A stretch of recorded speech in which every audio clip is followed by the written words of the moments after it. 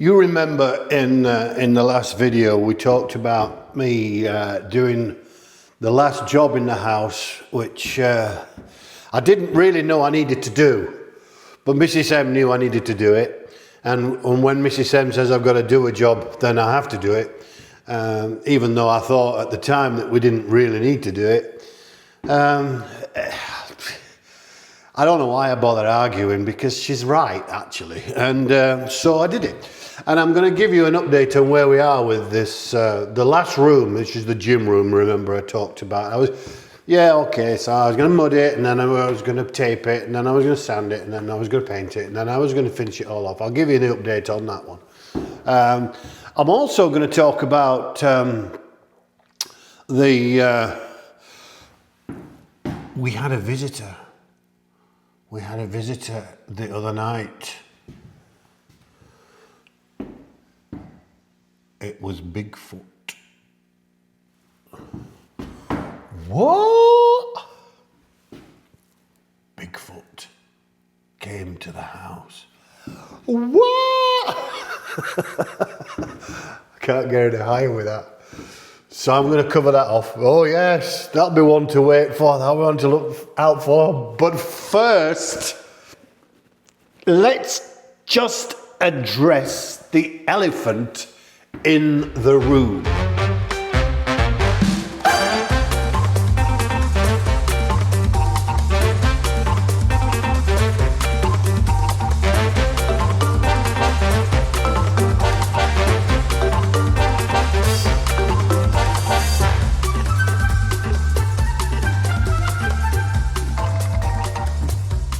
Tariffs? Really? A tariff war with the most wonderful neighbour you have? A tariff war? Oh, God, you know, I always said that I would never ever introduce politics into my YouTube channel, or religion for that matter, or it's like the two things. I've been to a gym a few times. There are two things in the gym that you never discuss. You never talk politics, you never talk religion, you never wear headbands, or leg warmers for that matter. All right, three things that should not be allowed in a gym. Politics, religion, and leg warmers. And I thought I would steer clear of all those things when I put together my YouTube channel, but here we are! Tariffs. Oh my God. It's just, I mean, it beggars belief. Oh, why? The whole world knows that it's ridiculous. It won't work.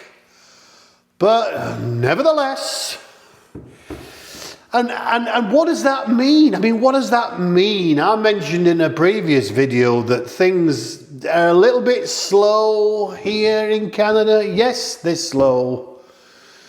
There's so much uncertainty. The housing market, so much uncertainty. People don't know what they're doing. People aren't spending any money. They're waiting to see what happens. Oh, it's just so frustrating. Frustrating. It's like economists feel the same way that scientists felt back then when a certain orange president suggested that we should all drink bleach. Oh, it's crazy. It's crazy. And it's like, I mean, don't get me wrong. It's not, it's frustrating. Fortunately, and here is that my unbridled optimism shining through.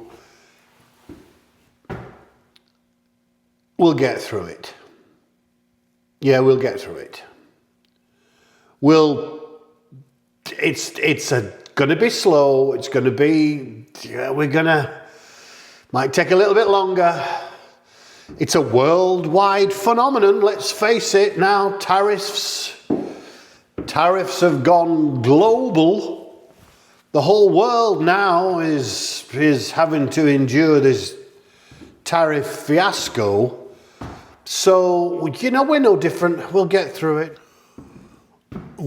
We have learnt that there are uninhabited volcanic islands that are home to penguins, just penguins, who have been hit with a 10% tariff.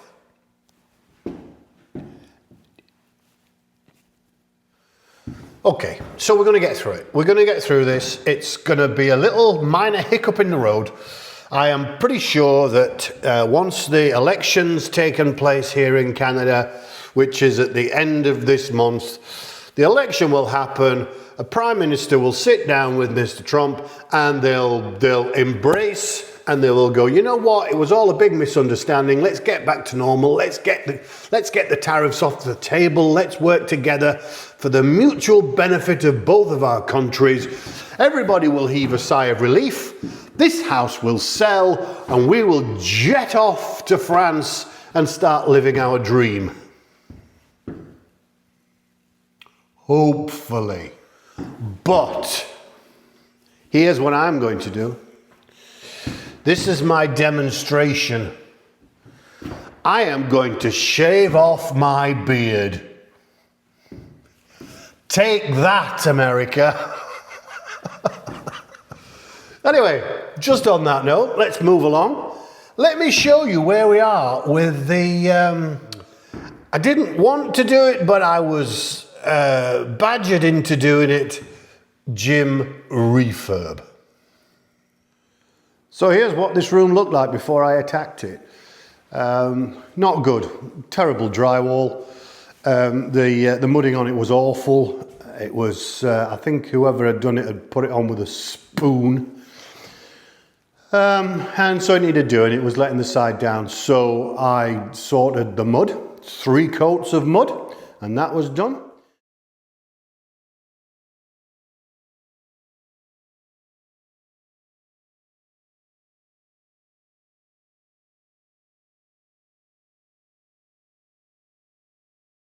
And then I sanded, and that was good. The worst job of all, that job. That is horrible.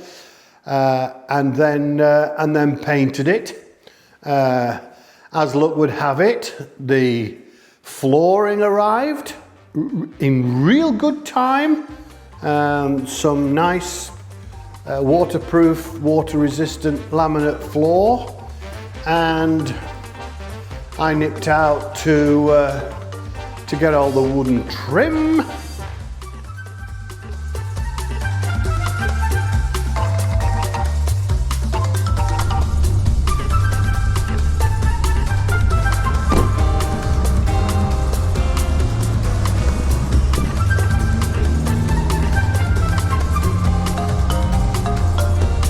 Hey, how's it going? Yeah, what length does it come in? 16.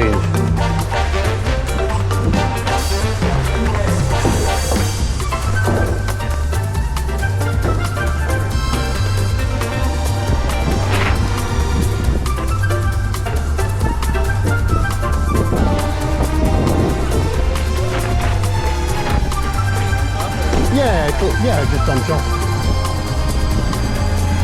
Thread the needle.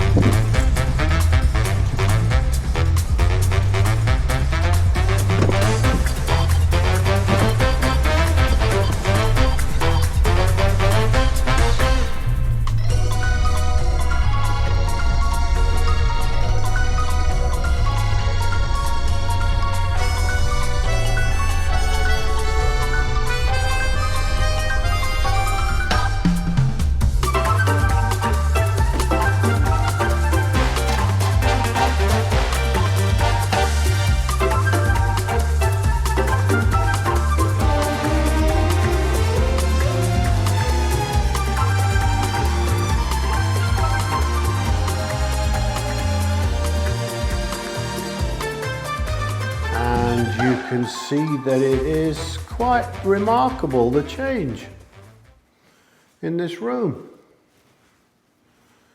There's still some work to be done. So all the trim needs to be finished, which actually isn't a huge job. Once the trim and the skirting's finished, that's gone down, the doors and everything will require a coat of white paint just to freshen them up. And this room then will be done. Some really nice, I think I got a bit of a bargain with this floor.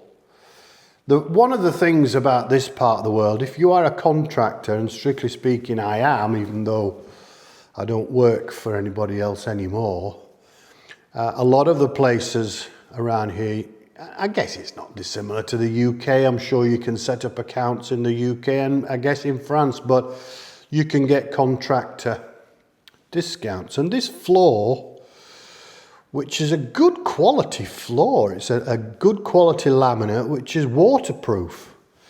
It has seals built in. Cost $2 a square foot.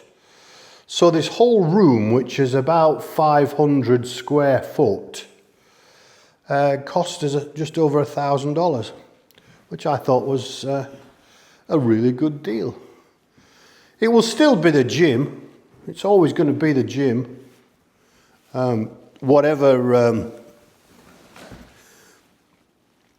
people decide to do with it after they've bought the property is up to them. Very usable space and quite a nice place to be in now. Compared to what it was always just a bit ropey before. But I think it's worked out well after the trim goes on, which is not a huge job. The trim will go on this week, and I've said before, my videos aren't instructional. I'm not going to film me putting a load of trim on. If you need to know how to put trim on, there's lots of YouTube videos on how to do that. I'm just going to show you the end result. Let's cut to the quick. But I'm quite pleased with the way it's turned out.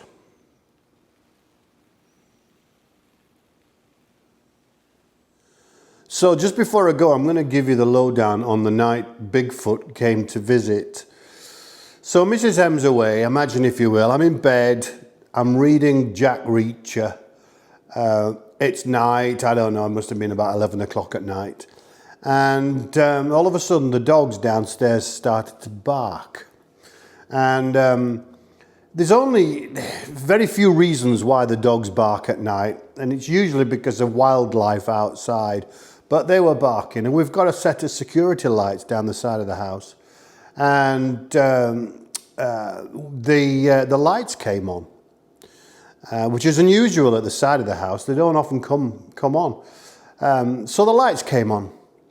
I switched the security camera imagery on. It's on my phone. And this is what I saw in real time.